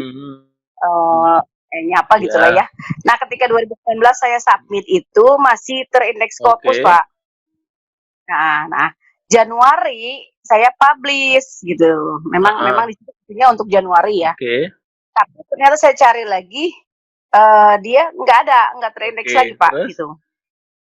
Nah, tetapi jurnalnya nggak muncul, tapi saya searching di Simagonya, artikelnya ada gitu Pak. Pertanyaannya? Artikel saya ada. Nah, ini masalahnya kalau masalah saya tidak bisa gunakan untuk, ya itu tadi kembali lagi ke kum saya gitu loh Pak. Nah akhirnya semester 2 ini saya menjadi pelajaran gitu ya Pak ya. Nah saya mau publish lagi nih Pak, 2 lagi. Nah ternyata 2 artikel lagi. Nah berarti kan saya harus selektif nih Pak. Saya udah masuk ke ICIC letter tuh Pak. ICIC letter. Dia Scopus, LCPR juga katanya. Nah saya tidak ada proses review 1 bulan Pak. Saya masukin bulan April. Bulan April nggak diapa-apain. Tiba-tiba bulan Mei kemarin sebelum Lebaran saya dapat email. Anda di review, ada reviewnya semuanya berapa? Ada 7 poin gitu Pak. Oke lah, nggak masalah ya. Ada kontennya juga di review gitu ya. Tapi ketika pas mau nanti di bawahnya ada pesannya, Anda harus membayar 48 yen, 48.000 yen. Jadi sekitar 6,5 juta Pak. Aduh, saya bayar uang kuliah aja repot. Gitu loh Pak. Jadi saya pikir ini artikel sudah masuk, apakah saya tarik lagi atau gimana nih Pak gitu loh. Yang ICIC letter ini. Kalau misalnya tetap dia 48.000 yen, ya saya nggak sanggup gitu. Tapi saya mau tarik. Tapi kalau tadi ada pengalaman Bapak didiamin aja, nanti bisa dia ada respon kembali, ya saya mau ikut juga gitu. Gimana nih Pak? Mohon arahannya. Pertama, Ibu cek dulu di websitenya, dia berbayar apa gratis? Kalau di websitenya emang ada tulisan 48.000 yen di websitenya, ya ada nggak Bu? Nggak ada. Ini saya juga coba cek, kalau emang nggak ada, nah Ibu bisa komplain. Seperti email saya tadi, saya bilang saya cek nggak ada di website, makanya saya ya kira-kira kalimatnya gitulah. Nah, terus closing statement-nya Ibu bilang aja kalau emang disuruh bayar, saya tidak sanggup, kira-kira begitu. Jadi saya akan menarik paper saya, gitu. Jadi kan setelah Ibu email kayak gitu, tunggu balasannya. Nggak boleh langsung ditarik aja, nggak boleh. Tunggu balasannya. Kan kemungkinannya ada 2. Pertama, diterima pengajuan kita dan gratis. Kedua, ya monggo silakan ditarik kan gitu. Nah, tinggal tunggu aja hasilnya gitu. Oh iya, berarti kita itu ya kirim notif lagi ya Pak ya, sesuai dengan yang ada di web itu ya. Harus itu. Kalau enggak, itu lebih ke etika gitu. Kita tidak etis kita melakukan, kita tarik, kita sampai ke jurnal lain itu tidak etis. Terus mengenai jurnal yang tidak terindeks lagi di tahun berikutnya? Iya, nggak terindeks lah. Ini ada Pak Sri Adi Widodo nih pengalaman dulu bayar 6 juta ke suatu jurnal. Ternyata tahun depan nggak terindeks Scopus lagi, ya udah. Bukan tahun depan Pak Ruli, bukan tahun depan. Bulan depan. Bukan bulan depan. Jadi minggu depannya. Oh, minggu depannya. Jadi dia habis bayar terus jurnalnya tiba-tiba discontinue gitu kan? Ya. Discontinue iya. Ya berarti nggak masuk gitu. Masuk ke Google Scholar lah minimal Bu, alhamdulillah. Ya Google Scholar sih masuk. Sedikit sharing aja Bu. Nah, sedikit sharing silakan Pak. Iya. Ya, makasih Ya, ya Pak Ruli. Sedikit sharing Pak Ruli. Yes. Jadi Silakan memang Pak Adi. 5 menit lah. Jadi kalau kita bicara publikasi pada jurnal Scopus, kalau kita selalu kejar-kejaran di sana, yang perlu dipertimbangkan yang pertama adalah apakah kita sanggup untuk membiayai naskah itu. Karena kan jangan sampai tiba-tiba saat kita sudah submit, kita udah tahu biayanya mahal, tiba-tiba kita tarik. Terus yang kedua bahwa publikasi pada jurnal Scopus, Trinex Scopus, secara tidak langsung kita mohon maaf gambling. Seperti yang dikatakan pengalaman tadi, bahwa pada hari ini jurnal itu bisa terindeks Scopus. Saat kita submit masih terindeks Scopus, saat kita dapat notif accepted terindeks Scopus, saat publish terindeks Scopus, minggu berikutnya ada pemberitahuan dari Scopus bahwa list jurnal-jurnal yang kedepak dari Scopus mana saja. Akhirnya jurnal itu yang kategori terdepak bisa salah satunya di antaranya itu. Seperti yang dikatakan Pak Ruli tadi, bahwa pada waktu posisi submit masih Scopus, pada waktu posisi accepted-nya masih Scopus, dan yang pada waktu publish-nya, karena kan publish pada waktu itu tanggal 1 Januari, itu udah masih Scopus, tiba-tiba pada tanggal 14 kalau nggak salah, ada list discontinued Scopus, tiba-tiba muncul bahwa jurnal itu tidak terindeks Scopus. Udah pada saat itu juga hilang pada indexing Scopus. Yang ketiga, kalau Bapak Ibu ingin kirim ke jurnal Scopus, perlu dipertimbangkan juga banyak sedikitnya author dari Indonesia. Karena pengalaman yang saya cermati, semakin banyak artikel-artikel yang dikirimkan oleh author-author dari Indonesia, maka semakin peluang jurnal itu untuk discontinue dari Scopus semakin besar. Dan yang terakhir, Bapak Ibu perlu berhati-hati terkait dengan jurnal hijack. Karena ada beberapa, saya mengamati ada beberapa jurnal yang sudah sebenarnya jurnalnya palsu, tetapi seolah-olah jurnal itu terindeks Scopus. Mungkin Pak Ruli tadi udah menyampaikan terkait dengan itu. Saya kira itu Pak Ruli, sharingnya saja. Terima kasih. Banyak, Pak Adi. Sebagai catatan, ini Pak Adi termasuk di tim kita yang saya cerita di awal tadi. Kita punya grup, isinya ada Pak Adi, ada Pak Irfan, ada Pak Wahyu yang apa ya? Ya kalau ada info terkait permasalahan kita suka diskusi-diskusi di situ gitu loh. Termasuk kegiatan ini tuh awalnya dari grup itu. Nah, cuma saya yang dikorbankan gitu, Pak Ruli yang jadi garda terdepan gitu. Tapi teman-teman ikut semua ya, alhamdulillah tadi ikut semua nih, nanti bisa sharing-sharing. Pak Wahyu, ya. Silakan Pak Wahyu. Li, sedikit ini sebenarnya mau dibuat sharing ataupun minta tanggapan ke Pak Ruli, karena saya kan tadi melihat isu awal kita mengadakan kegiatan ini adalah untuk mengedukasi teman-teman sebagai penulis di jurnal yang terindeks Scopus gitu ya. Nah, kata edukasi di sana itu sangat berkaitan dengan yang tadi sudah disampaikan dari beberapa saya lihat di chatting ataupun di yang disampaikan langsung secara on air, itu saya lihat ada kaitannya dengan yang disebut dengan joki publikasi gitu.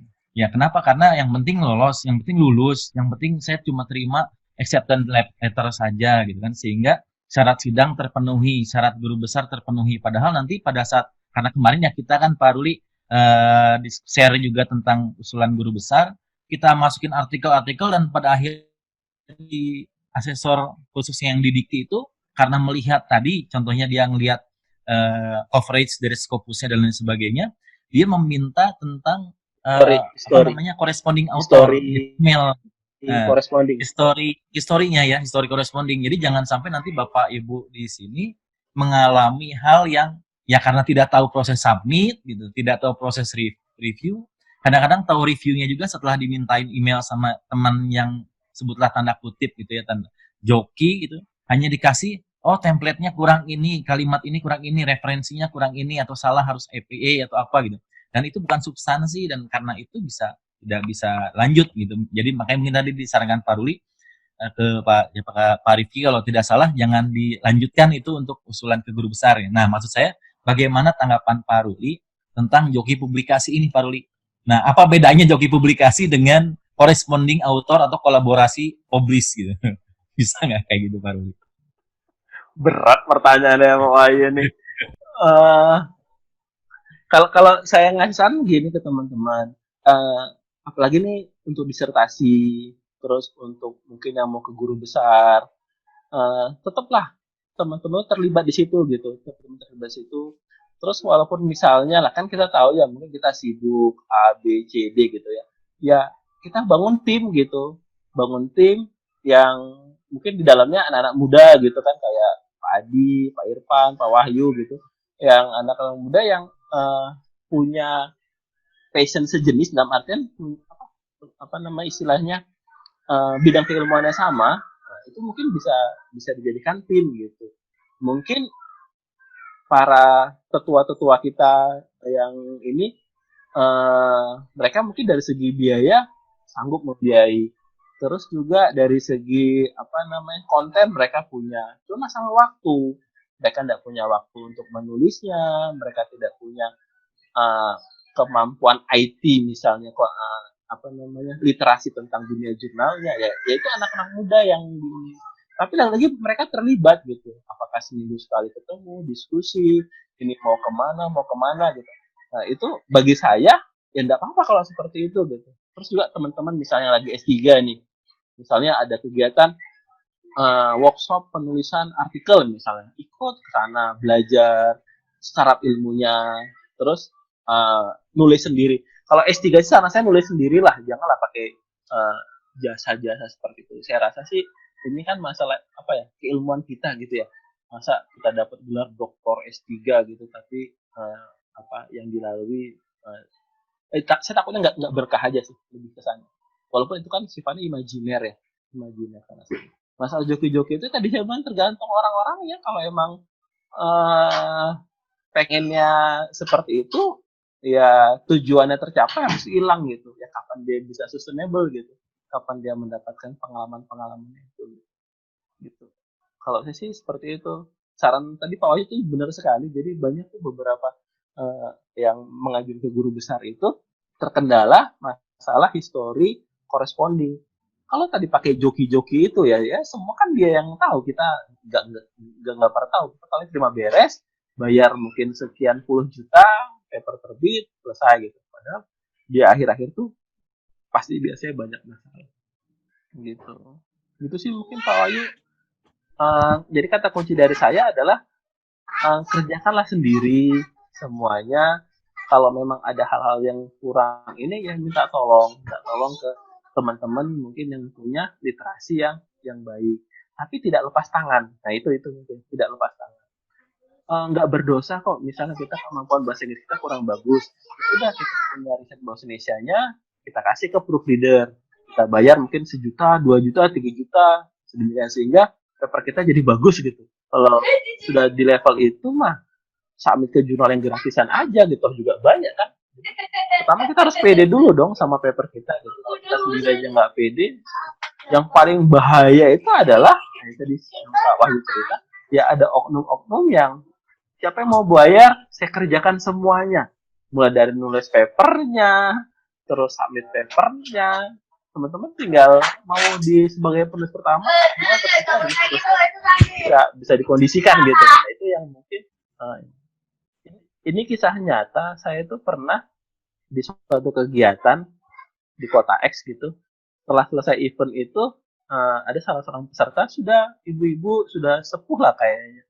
Dia mau ke guru besar, terus dia dengan bahagianya, Pak Ruli, alhamdulillah saya keterima di jurnal ini, dia tunjukin dari HP-nya, udah dapat acceptance letter-nya, ini jurnalnya Q3 atau Q2 saya lupa. Terus saya tanya, Bu bidangnya apa? Bidangnya ini. Tapi papernya itu bidangnya itu gitu. Astaga, kok bisa kayak gitu kan? Tapi saya nggak ngejar lebih dalam gitu karena pasti itu bukan dia yang buat papernya. Pasti kalau saya lihat dari gaya gelagatnya. Bayar berapa? Bayar sekian belas juta. Gitu. Dan dia penulis pertama dan dia sebagai corresponding author. Itu penulisnya ada 5 apa 6 orang. Ibu kenal nggak dengan orang di belakang ini? Kebetulan salah satu penulisnya saya tahu lah dia oknum. Nggak kenal, astaga itu gimana gitu. Dia nggak kenal, dia yang penting dia dapat acceptance letter, papernya terbit, dia penulis pertama dan dia rela bayar sampai belasan juta. Itu yang saya rasa itu tidak etis, tidak berkah kalau saya bilang seperti itu. Yang saya tidak menyarankan. Itu mungkin Pak Ayu ya, edukasinya Pak Ayu. Mungkin Pak Ayu ada tambahan? Udah Pak Ruli, terima kasih Ini inspirasi sekali. Pak Irfan tadi angkat tangan gimana Pak Irfan? Sudah selesai belanjanya? Sudah Pak Ruli. Oke. Ini keren sekali materinya. Mau sharing Belajar Pak? banyak ini. Pak Irfan mau sharing pengalamannya Pak Irfan yang kemarin? Oh iya, sedikit cerita. Karena saya juga baru lulus dan teman-teman itu banyak yang terkendala di publikasi di jurnal, artikel jurnalnya. Karena ini banyak itu teman-teman yang mempersiapkannya justru malah di akhir-akhir. Jadi sudah mau injury time baru nyusun artikelnya, sehingga padahal publish di jurnal itu kan juga lama ya, nggak bisa langsung tiba-tiba sekarang submit kemudian besok publish kan nggak bisa sih, seperti salah satu jurnal yang itu tadi yang dikatakan Pak Ruli. Nah, saya sih saran buat teman-teman sih yang sedang ini S3. Kalau saya dulu menyusunnya itu ini studi pendahuluan itu saya bikin artikel dan itu masih setopik dengan disertasi dan itu dikonsultasikan ke promotor dan benar tadi saya juga bahasa Inggrisnya nggak bisa sehingga saya minta bantuan jasa translator dan alhamdulillah saya accepted-nya gratis tapi sayangnya close access tapi nggak masalah sih karena gratisan. Dan sebenarnya ada ini juga bisa dipilih mau open atau close karena saya dananya nggak ada sehingga saya pilihnya yang close saja lah, gratis gitu. Dan ini juga kalau bisa sih yang namanya kita sekolah itu kan maunya belajar ya dan ingin bertambah ilmu. Yang namanya bertambah ilmu kan salah satunya dengan latihan. Kalau kita publish-nya itu sudah menggunakan joki, ya bagaimana kita mau latihan? Harusnya ya kita susun, kita mulai. Awalnya di-reject tuh sakit hati, tetapi lama-lama kebal juga. Saya di-reject dari banyak jurnal, enggak masalah. Sudah 2 tahun di-reject, bahkan sudah 3 kali revisi. Padahal awalnya itu sudah ada kata-kata artikelmu intinya menarik dan direkomendasikan untuk dipublish. Silakan diperbaiki bla bla bla bla. Sudah diperbaiki sudah 3 kali ternyata di reject. Nggak tahu itu ada aja celahnya. Ya nggak masalah karena juga ini belajar. Gitu Pak Ruli. Terima kasih banyak Pak Irfan, inspirasinya. Ya benar, ya S3 itu kan masanya belajar. Ya janganlah ini. Kalau sering ada pertanyaan, Pak Ruli itu kok kayaknya gampang banget masuk Scopus gitu, skripsi aja masuk Scopus, terus publikasinya banyak. Nah, teman-teman kan nggak pernah tahu di balik itu gitu. Kalau saya sih mau udah saya bilang mati rasa istilahnya gitu. Ada teman-teman di grup komunitas itu di mana pada Lebaran dapat ucapan selamat Idul Fitri, mohon lahir batin. Saya tuh dapat email reject pas hari Lebaran ya betul ya Mbok ya abis Lebaran lah kalau mau di reject gitu. Ini pas Lebaran gitu dapat emailnya. Ya, maksudnya ya itu bagian dari pembelajaran gitu. Kalau Pak Irfan tadi strateginya bagus banget. Saya dari semester 2 sudah mulai nulis. Semester 2 S3 saya sudah mulai nulis dan saya punya promotor sangat perfeksionis. 10 kali saya revisi bolak-balik sampai beliau bilang, "Udah Rul, submit aja lah" gitu. Itu nggak tahu itu bentuk udah kekecewaan atau mungkin udah bagus saya kurang tahu. Dan itulah jadi paper pertama saya di Scopus itu. Dan setahun kemudian 8 bulan baru setelah setahun baru publish dan itu jadi syarat untuk saya S3. Padahal di zaman itu belum ada syarat itu dan tidak ada yang publish di Scopus pada masa itu gitu. Dan ketika saya cek juga dosen-dosen saya di kampus pada saat itu yang punya Scopus itu cuma 2 dosen gitu. Yang satu sudah profesor yaitu profesor saya, yang kedua masih doktor pada saat itu. Tapi sekarang juga sudah profesor. Jadi emang ya kadang promotornya juga ya kita harus pilih-pilih promotor mungkin yang bisa mensupport riset kita gitu, yang mau backup kita gitu. Saya dapat kabar juga dari Pak Irfan dulu di kampusnya beliau itu alhamdulillah ada promotor itu yang mau bayarin biaya publikasinya gitu ya. Itu bagus itu kalau ada yang seperti itu. Pak Adi juga pernah cerita di kampus beliau S3 itu dan kampus saya juga, itu ada promotor yang mau seperti itu gitu. Ya itu bagian dari bentuk apa ya, bentuk support system kita gitu. Ya ini juga mahasiswa. Tadi Bu Sofa cerita harus bayar sampai berapa juta, setahun harus 2 kali, wah itu mabok itu jadinya kalau itu harus di handle semuanya oleh si penulis. Kira-kira begitu. Mungkin ada yang mau sharing lagi nih sambil nunggu asar. Kalau waktunya ini sudah habis. Moga-moga intinya teman-teman bisa terinspirasi lah ya, terinspirasi, ada edukasi di situ. Ya belajar aja, belajar berproses gitu, belajar berproses untuk bisa publish sampai ke arah sana. Gitu. Itu kira-kira yang bisa saya sharingkan.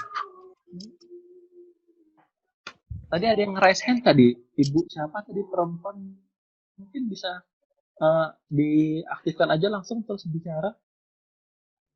Siapa tadi? Assalamualaikum Pak Ruli. Waalaikumsalam. Siapa, Bu?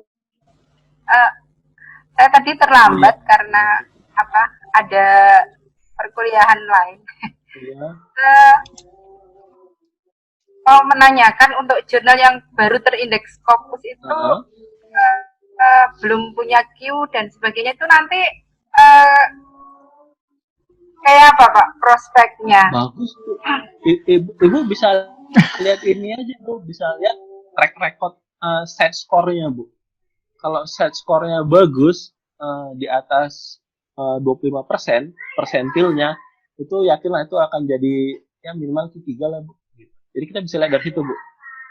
Gitu. Tapi kalau Ibu lihat itu jurnal baru terindeks Scopus, terus lihat Scopus konten coverage-nya tiba-tiba awalnya 50, 40 tiba-tiba jadi 3.000, nah, jangan-jangan itu belum keluar Q-nya, bisa udah didepak duluan itu Bu kadang. Ada juga jurnal seperti itu. Q-nya belum keluar, dia udah kena depak duluan gitu karena dia melakukan apa. Jadi Ibu bisa, tadi kan saya sudah sharing tadi di awal-awal bagaimana melihat di Scopus, buka, cari nama jurnalnya, terus lihat Scopus content coverage-nya. Itu Bapak Ibu bisa memprediksi ini jurnal bakalan masuk di Q berapa. Begitu kira-kira. Sudah kira-kira begitu ya. Ini terima kasih banyak buat rekan-rekan atas partisipasinya. Alhamdulillah saya selamat dari jebakan Batman, dan yang kasih saya sudah bayar itu. Ya nanti tinggal di sharing-sharing aja. Dan di sini tadi ada Pak Wahyu, ada Pak Irfan, ada Pak Adi, dan teman-teman lain yang punya keresahan melihat teman-teman kita, kolega-kolega kita ya. Namun sayangnya adalah terkadang mereka itu memberitahukannya setelah sudah terjadi gitu. Itu ya kadang kita tidak bisa mensiasati. Tapi kalau masih dalam proses itu diskusi gitu tuh mungkin masih bisa gitu. Tapi kalau sudah selesai itu gimana gitu caranya gitu ya sih, cuma saya bilang ya tinggal dilanjutkan atau gimana. Kira-kira begitu dari saya. Terima kasih banyak nih atas waktunya. Semoga semuanya penuh berkah dan manfaat. Kita tutup dengan bacaan Alhamdulillah. Mohon maaf kalau ada kata-kata yang kurang berkenan.